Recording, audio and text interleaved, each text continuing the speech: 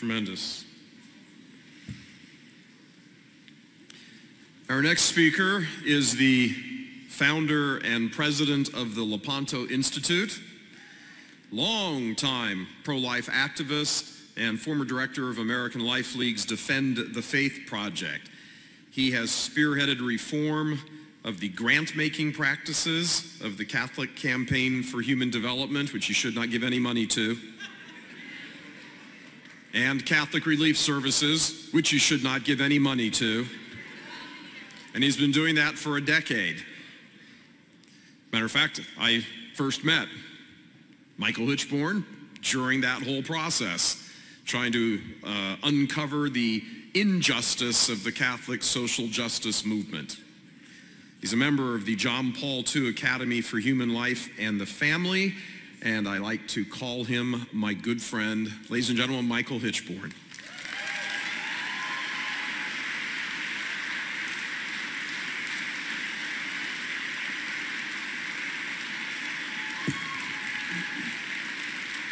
Thank you.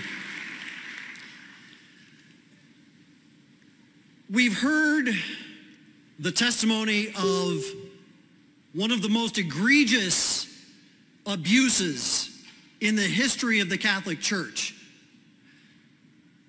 What we have to remember is that the Catholic Church is inviolate, while her members, in the form of abusing priests or bishops, in the form of politicians who claim to be Catholic but are not, do not represent the Catholic Church in those acts. Our church is pure. She is inviolate. She is perfect. She is beautiful. We are here because we love our church. In 1917, there were 3 children in Fatima. We all know the story. They were taught a prayer by an angel. The prayer says, Most Holy Trinity, Father, Son, and Holy Spirit, I adore thee profoundly. I offer thee the most precious body, blood, soul, and divinity of Jesus Christ, present in all the tabernacles of the world, in reparation for the outrages, sacrileges, and indifferences whereby he is offended. And through the infinite merits of his most sacred heart and the Immaculate Heart of Mary, I beg of thee the conversion of poor sinners. I want to consider right now the 3 things that the angel mentioned: outrages, sacrileges, and indifferences. Outrages. We heard the testimony of James. We know what's been going on for the last 60 years. Josephus Flavius, or Flavius Josephus, wrote in a book about the Jewish war. He talked about what was going on in the streets of Jerusalem. Listen to this. He said, with their insatiable appetite for loot, they ransacked the houses of the wealthy, murdered men, and violated women for sport. They guzzled their loot washed with blood, and from mere gaiety, they shamefully gave themselves over to effeminate practices, plaiting their hair and putting on women's clothes, drenched themselves with perfumes and painting their eyelids to make themselves attractive. They copied not merely the dress, but also the passions of women, devising in their excess of licentiousness unlawful pleasures in which they wallowed as in a brothel. Thus, they entirely polluted the city with their foul practices, yet they wore women's faces. Their hands were murderous. They would approach with mincing steps, and whipping out their swords from their dyed cloaks, they would impale passers-by. This is the face of the homosexual network within the Catholic Church. This is what we're talking about. We're not talking about just, and I say just in air quotes, but we're not talking merely about the abuse of children. We are talking about an affront to God that calls down vengeance from heaven. And those men over there in that building don't give a damn.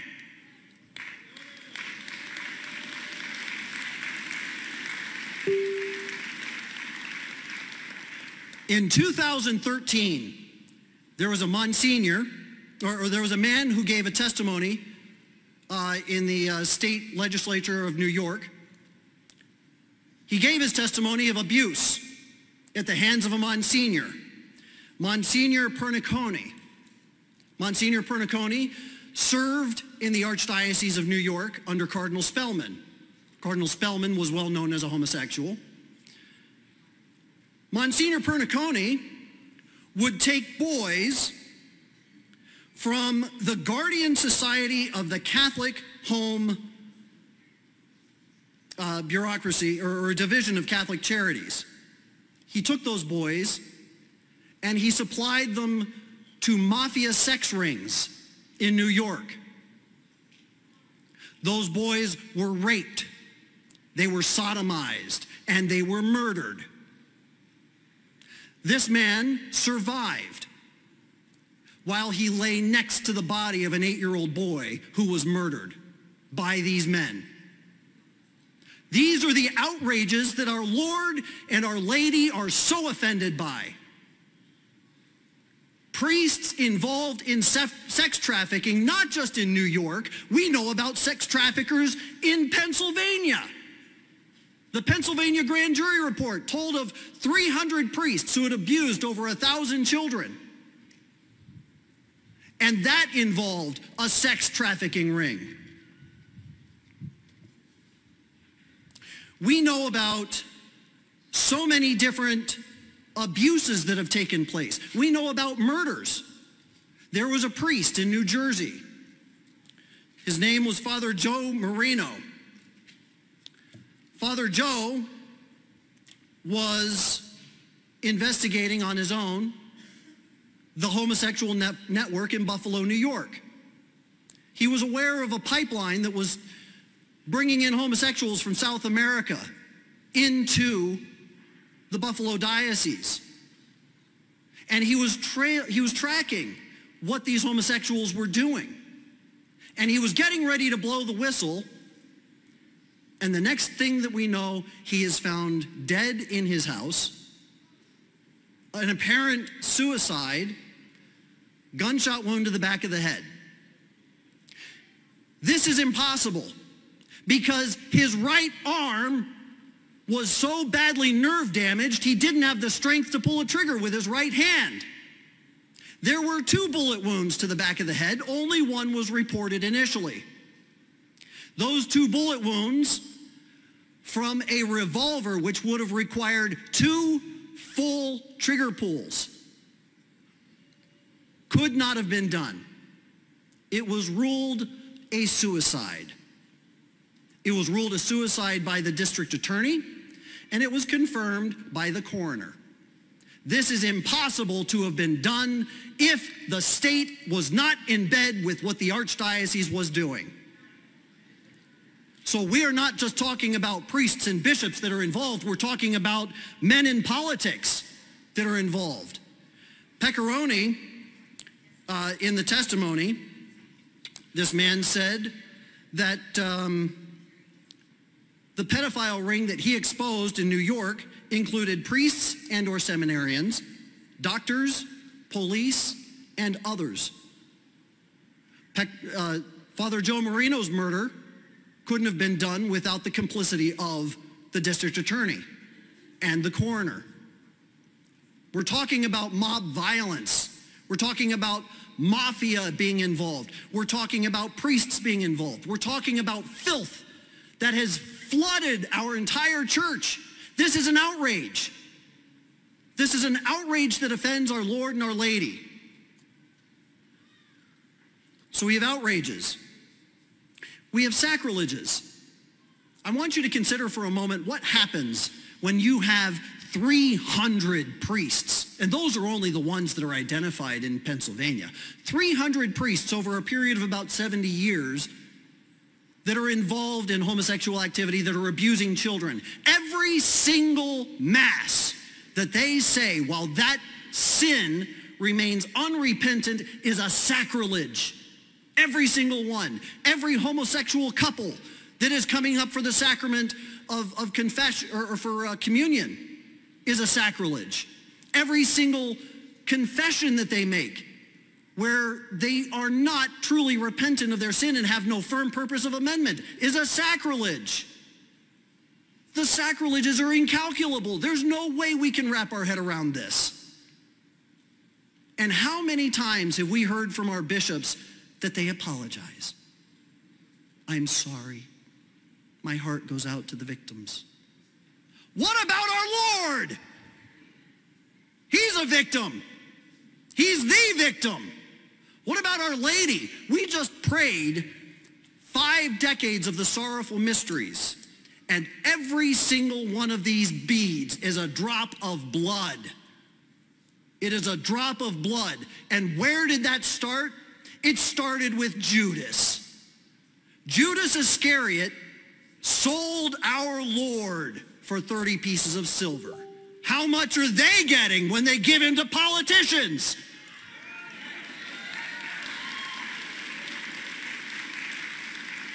Nancy Pelosi, when was the last time she was told not to receive communion? What about Joe Biden? How many others can we name? All of them. Every single one of those sacrileges needs reparation. We, as bodies of Christ, we are in the mystical body. We are members of the church. In a body, if you stub your toe or you prick your thumb with a needle, the whole body hurts. Well, we've got a mortal wound. Our entire body is suffering. And it takes an act of the will to overcome that suffering and to seek healing. And we cannot be healed unless our shepherds are the ones leading us. We need healing. Your Excellencies, where are you? We need to be healed. We need to be healed by these men because they are the ones that were given the authority by Christ to do so. But they've forgotten who they are. They have no idea who they are. They're a bunch of bureaucrats who think that their only job is to administer over a corporate entity and then decide where money's going to go. But that's not going to save my soul. It's not going to save theirs either. And that's what we need to focus on. Every single one of those men are in grave peril. They're in grave peril because they are not paying attention to what it means to be a shepherd. When you get the cardinal's hat and the cardinal's cloak, it is red because it is a sign of their willingness to die for the church. And I guarantee you, if those men were holed up and ISIS was up there and torturing them, I can't count on one hand how many of them would not apostatize. Silence no more. That's right. Silence no more. You know,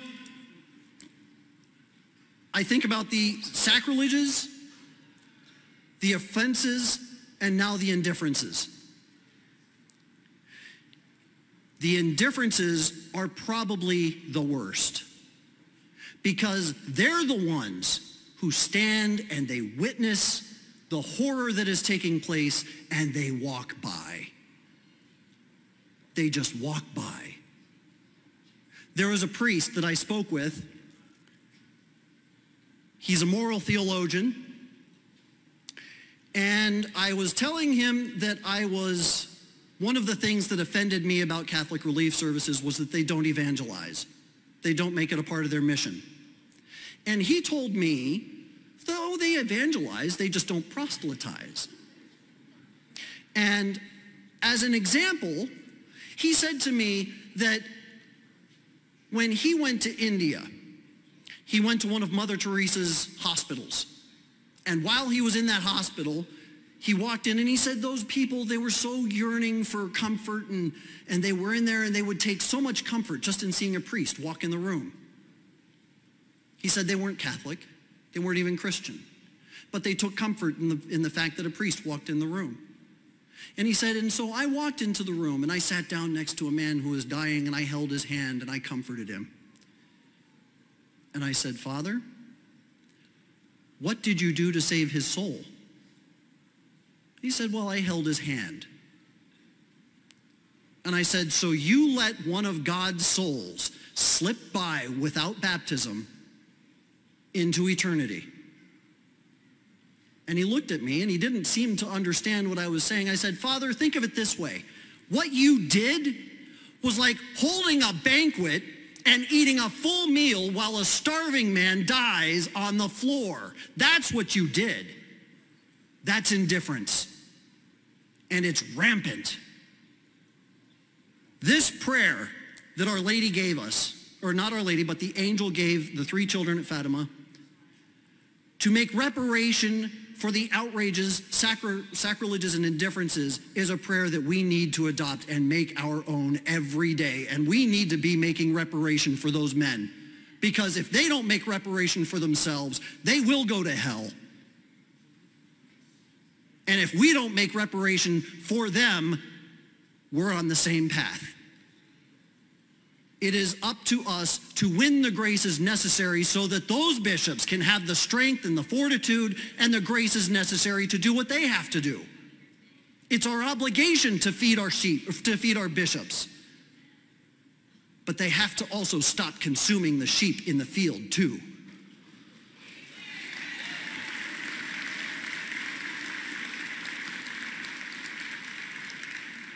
I'm going to end with this. The third secret of Fatima, Our Lady said, Sister Lucia said that Our Lady, at the left of Our Lady, a little above, we saw an angel with a flaming sword in his left hand.